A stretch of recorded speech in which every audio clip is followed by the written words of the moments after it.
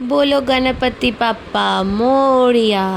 হ্যাঁ, আজকে চলে এসেছিলাম আমার লাইফে। আমি ফার্স্ট টাইম এই কোনো গণেশ মন্দিরে এলাম। বাড়িতে আমরা কয়েক বছর ধরে গণেশ পুজো প্রচলন শুরু করেছি আমাদের ফ্ল্যাটে। আর আজকে প্রথম কলকাতার একটা নামকরা গণেশ মন্দিরে এলাম। এই মন্দিরটা জোড়াসাঁকো ঠাকুরবাড়ির খুব কাছাকাছিই অবস্থিত। সিদ্ধিবিনায়ক মন্দির নামে এটা পরিচিত। বিশাল বড় রাজবাড়ির মতো দেখতে বাইরেটা।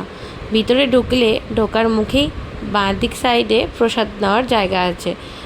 এবং প্রত্যেক দিন শনি রবিবার বিশেষত এখানে কিছু না কিছু ভোগ প্রসাদ পাওয়া যায়। এই লম্বা দালান পেরিয়ে এখানে ভিতরে একটা বসার খুব সুন্দর জায়গা আছে, যেখান থেকে ঠাকুরকে দর্শন করা যায়। এবং গণপতি বাপ্পার যে মূর্তিটা আছে পুরো সোনালি রঙে মোড়ানো। চারদিকে দেখো, নর্থ কলকাতার যে বাড়িগুলো হয় লম্বা লম্বা উঁচু উঁচু বাড়ি, লম্বা লম্বা গেট, সবুজ সবুজ দরজা বা লাল লাল দরজা বা বাড়ি, সেই জিনিসগুলো দেখেই মনে হয় যে উত্তর কলকাতার কোনো না কোনো জায়গা। ঠিক দেখো, দেখলেই মনে হবে উত্তর কলকাতার কোনো একটা জায়গায় বা বাড়িতে এসেছো। ভিতরটা এত সুন্দর, আর চারদিকে গণেশ বন্দনার জন্য আরতি বাজছিল। মনটা ভরে গেল একদম। পুরো সাইলেন্ট মোডে সবাই এখানে এসেছিলো, প্রার্থনা করছিল, আর চারদিকে গণেশ ঠাকুরের গান বাজছিল। প্রথমে আমরা 5 মিনিট বসে নিয়ে গণেশ ঠাকুরকে প্রণাম করতে এলাম। প্রণাম করার পর ভোগ প্রসাদ নিয়ে গিয়ে বসলাম। আমরা এমন মুহূর্তে গেছিলাম যার 10 মিনিটের মধ্যে মন্দিরটা বন্ধ হয়ে যাচ্ছিল। তো দেখো, দেখতেই পাচ্ছ, পুজো দিয়ে এসে 5 মিনিট বসতে বসতেই আমাদের মন্দিরটা এখন বন্ধ হয়ে যাচ্ছিল। তারপরেও অনেক লোক আসছিল। আর সামনে এই যে আমাদের আমাদের ইঁদুর বা যেটা গণেশের যেটা আমাদের বাহক, তাকে মনে হচ্ছিল পুরো রূপোরই তৈরি।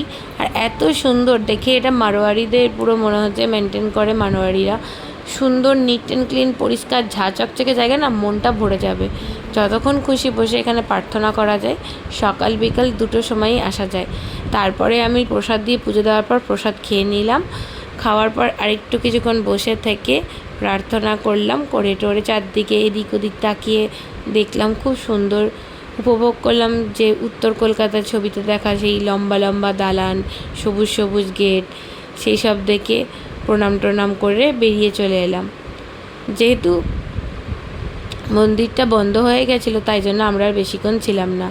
আজকে ভোগ প্রসাদে খিচুড়ি ছিল, যদিও আমরা যেতে যেতে সেটা শেষও হয়ে গেছিলো। আমরা এমনি ফল প্রসাদ আর এমনি ঠাকুরের মন্ডা মানে মিষ্টান্ন প্রসাদ ভোগ পেলাম।